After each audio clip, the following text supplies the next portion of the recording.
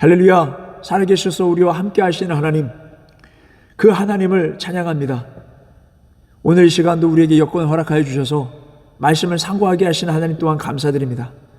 우리 삶 속에 원망과 실패, 좌절, 낭망, 불평, 그 삶을 버리고 하나님께서 원하시는 그 뜻 감사하고 기뻐하고 또한 기도하는 우리 삶이 되길 바랍니다. 기도드리겠습니다. 하나님 감사합니다. 오늘도 우리와 함께하여 주심을 감사드립니다. 우리에게 여건 허락하여 주셔서 오늘도 하나님의 말씀을 상고해 나아갈 수 있도록 하심을 감사합니다. 지혜와 계시의 영을 우리의 삶 가운데 늘 허락하여 주셔서 말씀이 있는 그 가운데 하나님의 뜻을 발견하게 해주시고 감동되게 하시고 또한 결단하는 우리의 삶이 되게 하여 주셔서 하나님을 기쁘시게 하고 주님의 몸된 교회를 세워나가는 기쁨, 또한 그 사명을 기쁨으로 감당하며 나아가는 우리 모두가 될 수 있도록 인도하여 주시옵소서. 예수님의 이름으로 기도드립니다. 아멘. 여러분, 이제 시편을 끝내고 이제 잠언으로 들어가려고 하는데요, 잠시 시편의 이야기를 잠깐 이야기하려고 합니다. 지난주 예배 이후에 청년부 성경 말씀 공부하는 시간을 가졌었습니다. 그 모임 가운데 이제 마지막 부분 이 시편을 다루는 그 과정 속에서 참 이상한 글들을 발견하게 돼요. 저주하는 글들을 보게 됩니다. 어떤 글들이냐면 시편 기자나 또는 다윗이 자기를 쫓는 대적들을 향하여서, 특별히 사울 왕을 향해서 그러한 자기의 그러한 솔직한 마음들을 털어내는 것을 보게 됩니다. 너무 솔직한 것이 아닌가. 원수의 계획이 다 무너지게 되기를 원하고, 또 시편 기자의 글을 보게 되면은 또한 그 원수가 잘못되어서 정말 인생이 정말 나락으로 떨어지길 원하는 그런 너무나도 솔직한 그런 마음들을 그대로 올려놨거든요.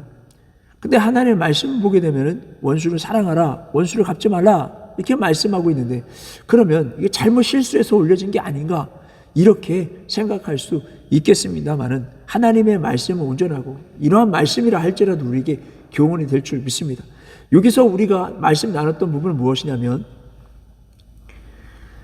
원망을 하되 사람에게 가서 원망하고 불평하는 것이 아니라, 누구는 이렇다 저렇다 그리고 싸움을 걸거나 시비를 걸거나 하는 것이 아니라 하나님께 말할 수 있기를 우리가 바랍니다. 성경은 그거를 요구하고 있는 거예요. 사람에게 가서 하지 말고 하나님께. 욥이 잘한 것이 무엇입니까? 하나님께 그의 마음, 궁금한 것들 하나님께 물으며 나아갔다는 것이죠. 사람들을 향해서 하나님 원망하고 불평하고 위로받고 그렇게 하려고 한 것이 아니라 하나님께 직접 나아간 거예요. 그의 마음을 솔직하게 털어놓은 것이 칭찬받을 만한 일이라는 거예요. 우리가 하나님 안에 거할 때, 여러 가지 어려움 당했을 때 하나님께 나아가 기도하고 부르짖을 수 있는 그때에 응답해 주신다라고 말씀하고 있습니다. 또 여러분, 끝으로 여러분, 그 저주의 내용이 무엇인가 살펴보면, 다윗이 자기의 마음을 다 쏟아놓고 기분 나쁘게 그냥 감정이 그냥 그거 억누를 수 없어가지고 이야기한 것 같지만 다 하나님의 말씀이 성령으로 감동된 말씀이라고 말씀하고 있습니다. 그러니까 그 시간 가운데도 성령의 감동으로 그렇게 말씀하고 있다는 것을 알 수 있는 거예요. 성령의 감동으로 말씀했다. 이 말씀은 무슨 말씀일까요? 그 말씀을 자세히 살펴보게 되면은 그 저주의 내용은 어떠한 내용일까? 하나님을 반하고 하나님의 의로운 사람들을 공격하고 못 살게 하고 힘들게 하는 하나님의 심판적인 말씀을 그렇게 사람의 마음과 감동을 통해서 말씀한 것이 아닐까? 하나님은 행한 대로 갚으신다라고 말씀하고 계세요. 신원하시는 하나님을 우리가 잊지 말아야 됩니다. 공의와 정의의 하나님을 잊지 마시기 바랍니다. 그 하나님께서 감동으로 그 대적자들 향해서 심판의 경고의 메시지가 아닐까라는 생각을 해봅니다. 그래서 여러분, 다시 돌아와서 시편의 메시지를 잘 마무리하게 되고 이제 잠언서로 들어가게 되는데요, 잠언은 우리가 너무나도 사모하고 잘 알고 있는 말씀이죠. 성경을 다 읽지 못해도 잠언만큼 읽어라, 이런 얘기를 많이들 들어봤을 것입니다. 왜요? 거기엔 지혜의 말씀이 있기 때문에 그래요. 여러분, 그냥 지혜의 말씀을 생각하지 마시고 오늘 전반적인, 우리가 잠언서 읽어나가기 전에 전반적인 내용과 핵심적인 내용을 우리가 한번 살펴보려고 합니다. 잠언이라는 말씀은 히브리어로 미셸레 실로모, 솔로몬의 잠언이다 라고 말씀하고 있습니다. 그래서 미셸레라는 것은 마살의 복수형입니다. 이 마살의 이 뜻은 뼈에 사무치는 말. 여기서 미셸레 복수형으로 쓰인 뼈에 사무치는 말들, 꼭 우리에게 필요한 말씀이라는 뜻을 가지고 있는 것입니다. 솔로몬은 말년에 많은 척들을 거느림으로 인해서 죄를 지은 사람이라고 우리가 잘 알고 있습니다. 근데 여러분, 그가 하나님께서 지혜 주시고 능력 주셔서 많은 땅을 다스리게 되는데 그 많은 땅을 어떻게 다스립니까? 고대 관례상 그 지역에 있는 공주와 결혼하게 된 겁니다. 그래서 그 나라를 다스리게 되는 것이죠. 근데 가장 큰 문제는 무엇이었냐면 그 공주들로 하여금 그 나라 우상을 예루살렘에서 섬길 수 있도록 제단을 만들어주고 우상을 만들었다는 것이 큰 문제였습니다. 이렇게 죄를 지었지만은 여러분, 우리가 솔로몬을 과소평가해서는 안 됩니다.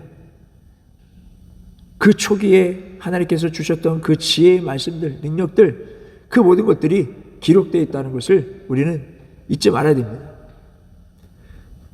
잠언서 중에는 솔로몬이 쓴 말씀들도 있지만은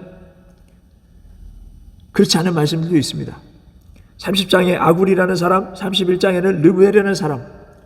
여기 아굴이라는 사람은 사도 시대 다음에 교부, 사도의 제자들인 교부 시대에 아굴은 곧 솔로몬이다라고 주장을 많이 했습니다. 그러나 성경은 누구다라고 명확하게 이해하지 않기 때문에 알 수 없습니다. 또 르무엘이라는 사람은 하나님께 속한 자라는 뜻인데 이 또한 알 수 없습니다. 그러니까 솔로몬의 그 말씀들은 다 솔로몬이 기록한 것이 아니다. 일부는 다른 사람들이 썼다라고 볼 수 있습니다. 자, 그러면 이 잠언의 기록 시기나 수집 연대에 대해서 또한 우리가 볼 텐데 이것 또한 알 수 없습니다. 그러면 이제는 잠언의 메시지, 핵심 메시지로 넘어가 보려고 합니다. 여기서 삶의 지혜입니다. 삶의 지혜. 이 삶의 지혜를 다루기 때문에 많은 주제들이 있어요. 어리석음, 죄, 선함, 재물, 가난, 말하는 거 우리 입술에 대한 것이죠. 자만심, 겸손, 공의, 복수, 싸움, 사랑, 세교, 게으름, 친구, 가정, 삶과 죽음에 대해서 이런 다양하게 삶의 지혜에 대해서 말씀하고 있습니다. 여기서 중요한 말씀, 핵심적인 말씀은 이 지혜의 근본은 하나님을 경외하는 것이다 이렇게 말씀하고 있어요. 하나님을 경외하는 것은 곧 지혜의 근본이다. 지혜를 얻는 것이다 라고 말씀하고 있거든요. 그러면 지혜는 무엇입니까? 지혜는 어떻게 얻습니까? 욥기서 28장 10절에 어디에서든 우리가 발견할 수 없다라고 이야기하고 있습니다. 그래서 사람과 땅에서도 알 수 없다. 사람의 관계 속에서 이 세상 역사를 보게 되면 유명한 사람, 철학자들, 지혜롭다고 하는 사람들 많이 있지 않습니까? 그러한 사람들의 그 지혜도 거기서 참된 지혜를 발견할 수 없다. 땅에서도 알 수 없다. 그리고 14절에 아주 멋있는 표현이 나옵니다. 깊은 물이 말하되, 이 깊은 곳, 여러분 물속 깊이 사람이 들어가면은 너무 깊이 들어가면 사람은 죽게 됩니다. 사람이 들어갈 수 없는, 알 수 없는 미지의 세계, 바닷속에도 있거든요. 그 물 깊은 곳에도 지혜를 찾을 수 없다라고 말씀하고 있습니다. 저는 그 전에 은혜 받았던 말씀이 있어요. 여러분 성경 말씀 보게 되면 지혜는 마음속 깊은 곳에서 꺼낸다고 했어요.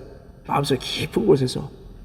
마음속 깊은 곳인데 이것을 꺼낼 수 있는 방법은 오직 말씀과 기도다. 찬양이다. 예배다. 하나님 말씀을 통해서 큰 은혜를 받았어요. 여러분 우리에게 주시는 그 지혜는 어디서 발견할 수 없어요.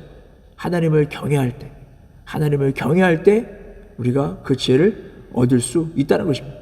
그러면 경외라는 것은 무엇입니까?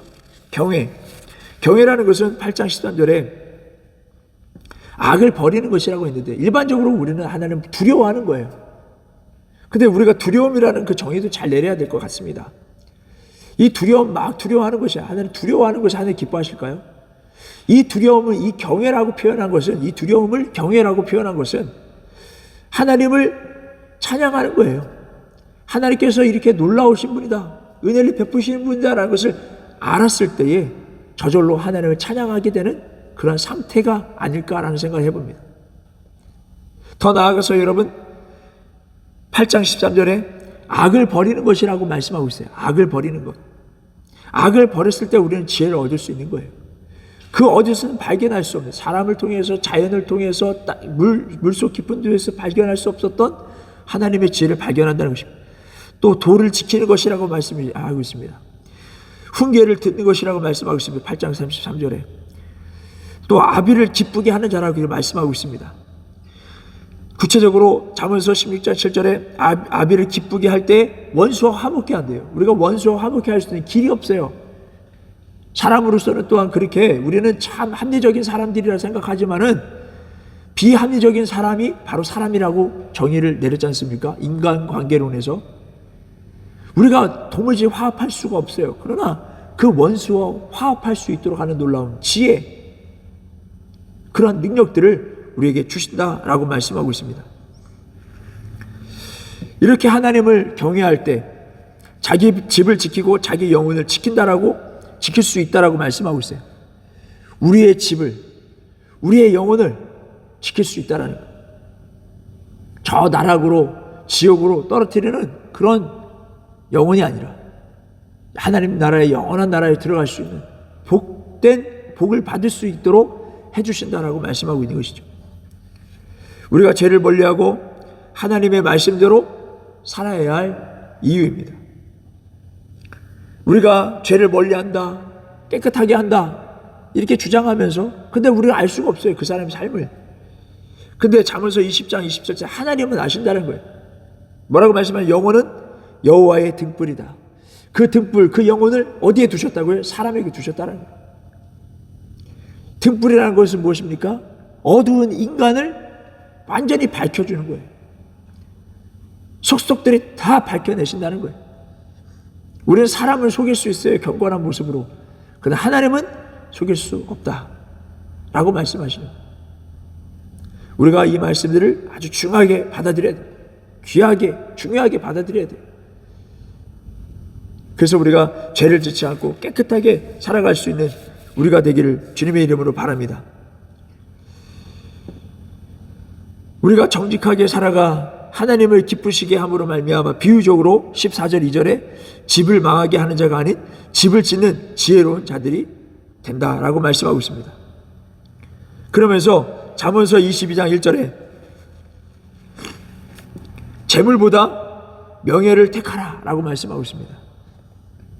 이 세상을 살아가는 동안에 재물, 세상 것보다 명예를 추구하라.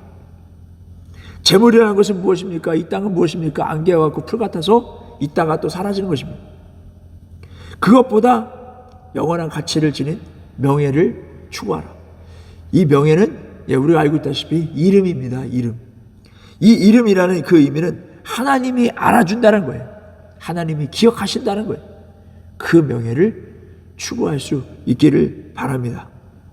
그래서 하나님께서 오셨을 때 우리의 이름을 불러주시고 기억해 주시고 인정해 주시는 그런 복된 삶들이 되기를 바랍니다. 이제 계속해서 우리가 잠언서 말씀을 묵상해 나아갔을 때 하나님의 귀한 또한 말씀을 깨닫고 은혜 받고 또한 결단하며 나아갈 수 있는 우리가 되기를 바랍니다. 기도하시겠습니다. 하나님 감사합니다. 오늘 우리에게 하나님의 귀한 말씀을 허락하여 주시고 그 말씀대로 준행하며 살아갈 때에 어떠한 복들이 있는지에 대해서 알게 하심을 감사합니다. 더욱더 잠언서를 말씀 묵상해 나아갈 때 하나님의 말씀 깊이 깨달을 수 있도록 도와주시고 그 말씀대로 준행하며 살아가 하나님께서 주신 그 복을 누리며 또 하나님의 나라의 영광에 참여하며 나아갈 수 있는 우리 심령들 될 수 있도록 도와주시옵소서. 무엇보다도 이 귀한 지혜를 가지고 많은 사람들 주님께로 인도해 나아갈 수 있는 화평케 하는 자들이 될 수 있도록 도와주시옵소서. 살아계신 우리 주 예수 그리스도의 이름으로 간절히 기도드렸습니다. 아멘.